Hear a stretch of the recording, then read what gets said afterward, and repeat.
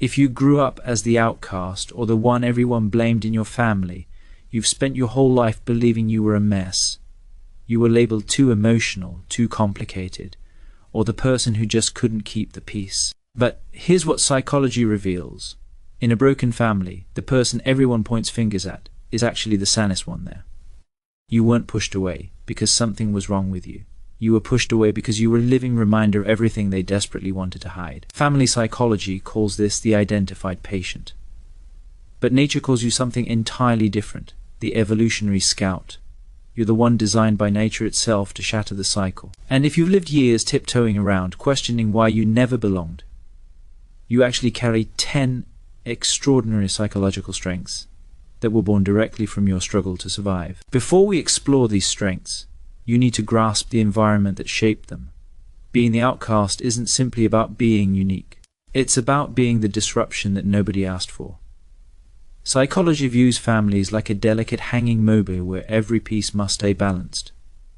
In a damaged or rigid family, the mission isn't evolution. The mission is frozen stability, keeping everything exactly as it's always been.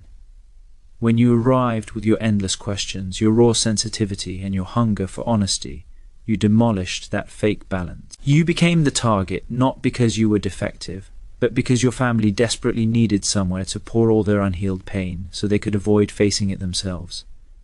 You became the container for their darkness. While this created devastating wounds of rejection and isolation, it also forced your brain to wire itself in a completely unusual way. You didn't build the mental highways of obedience. You built the mental highways of a pattern destroyer. Here are the 10 rare strengths you carry because you refuse to disappear into the background. First, you possess a powerful intolerance for lies and pretending. In countless families, there's an invisible law that demands we act like everything's perfect. Mother is sobbing behind closed doors. Father is exploding with rage. But when everyone sits down to eat, we all paste on smiles. This creates a mental clash between what you witness and what you're told to believe. Most kids learn to bury their reality to stay alive. They swallow the lie to remain safe. But you couldn't stomach it. You're what experts call a truth speaker. Your brain physically revolts against fakeness. When people are being phony or when there's a massive problem everyone ignores, you feel it crawling under your skin. You might have been accused of causing trouble or being disrespectful, but really you were just naming what was actually unfolding. This strength means that as a grown person, you're bulletproof against manipulation. You can enter any space, any connection, any gathering, and immediately sense who's genuine and who's performing. You're the early warning system that detects danger before anyone else notices. Now, perceiving reality is powerful, but it doesn't explain why you carried the emotional burden of your family's entire history. That connects to your second trait. You are a transformer of ancestral pain. Science in genetics shows that trauma can travel through bloodlines for multiple generations. The worry you carry, the crushing weight in your chest, it probably didn't originate with you, but you're the one who declared this nightmare ends now. You're probably the first in your family who sought professional help. You're the one devouring books about healing, the one sitting in meditation, the one actively working to repair what's broken. You signed up, whether you knew it or not, to digest the agony that your ancestors fled from.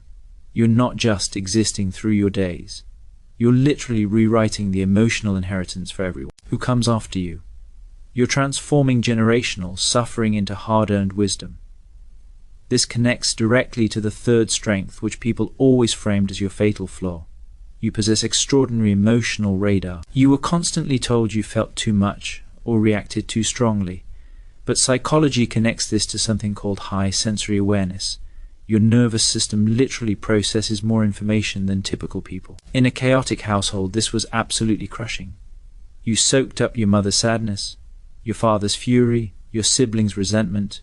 You became a walking sponge for everyone's emotions. But here's the power hidden inside this. You can decode facial expressions. You can detect a shift in the emotional climate before a single word gets spoken. This isn't damage. It's an evolutionary edge that ancient tribes desperately needed. The person with sharp emotional radar was the guardian who sensed danger approaching. Your sensitivity is actually a brilliant information system that makes you an exceptional guide, healer, and companion. But carrying a tender heart doesn't mean you're weak. Actually, it usually builds an unbreakable core. This leads to your fourth trait. You have justice burning in your veins. If you were the family outcast, you likely feel physically sick when you witness unfairness. You cannot tolerate watching the vulnerable get crushed. You cannot accept cruelty. This comes from living on the painful side of power games. You intimately understand what it means to have no voice. Studies reveal that people who endure early hardship often develop a fierce capacity to sacrifice their own comfort to defend what's right. While others glance away to stay cozy, you charge forward. You're the one who exposes corruption. You're the defender. You carry an internal compass that always points toward truth, even when everyone around you is lost. Fascinatingly, this drive for fairness creates an interesting contradiction. You frequently end up leading even when leadership terrifies you. Fifth, you are a leader who never wanted the throne. In your family, you weren't attempting to boss anyone around. You were just fighting to breathe. But because you existed outside the groupthink, you developed fierce independence. Most humans are terrified of isolation.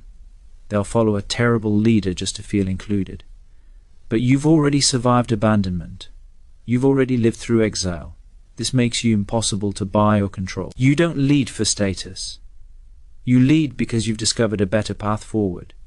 You're what leadership scholars call a transformational guide, someone who inspires through realness and example rather than intimidation. You don't crave approval from crowds because you mastered how to approve of yourself.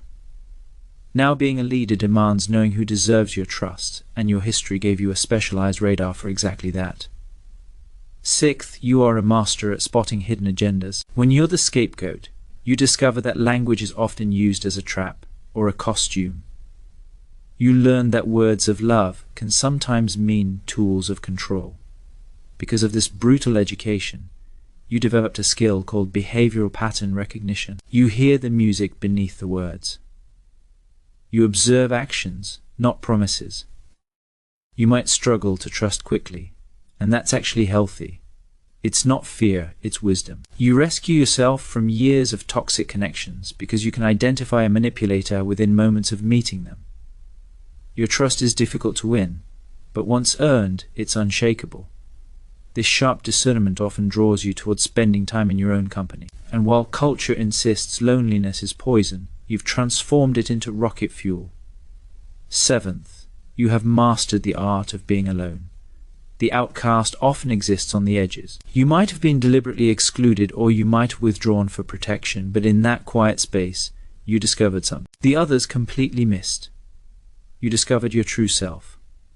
While others need constant noise and approval to feel stable, you've cultivated a vast internal universe. You're peaceful in emptiness. Art, profound thinking, and spiritual awakening all require solitude. You're not starving for connection. You're complete within yourself. You've constructed an inner sanctuary that nobody can ever evict you from.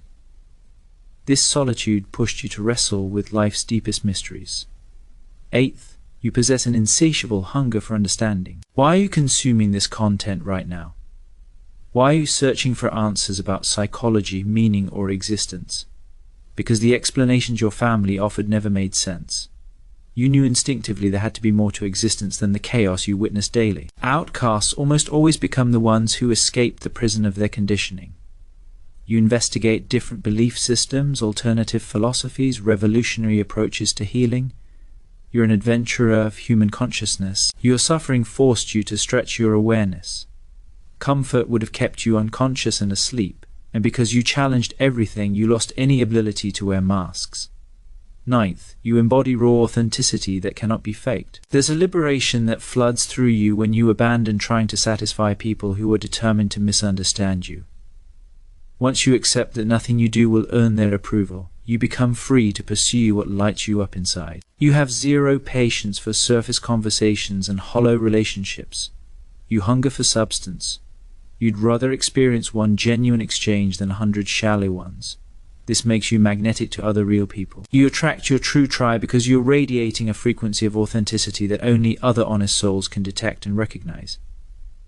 Finally, the ultimate strength, the one that weaves everything together into meaning. 10th, you are the wounded healer walking among us. The psychologist Carl Jung created this concept. It means your greatest power flows directly from your deepest wound. Because you've walked through the valley of rejection, loneliness, and chaos, you hold the map that guides others toward freedom. You carry profound compassion that most people will never access. When someone confesses they're drowning, you don't offer cheap comfort. You offer your full presence. You intimately know what rock bottom feels like. So you know exactly how to pull others up toward the light. Your very existence proves that trauma doesn't have to write the ending of your story. It can be the explosive beginning of your legend. So here's the raw truth they never told you. They labeled you the black sheep because you refused to blend into the flock. But sheep are followers by nature. They obey blindly without question. You were never a sheep. You were a wolf, or a phoenix, or a force of nature, trying desperately to fold yourself into a sheep costume to make everyone comfortable. You were the scout sent by evolution itself to your bloodline to announce this broken pattern dies here and now. It was a crushing burden, absolutely, but it forged you into a rare, unbreakable, and magnificent human being. You didn't destroy the family. The family was already shattered, and you were simply the only one courageous enough to speak that truth out loud.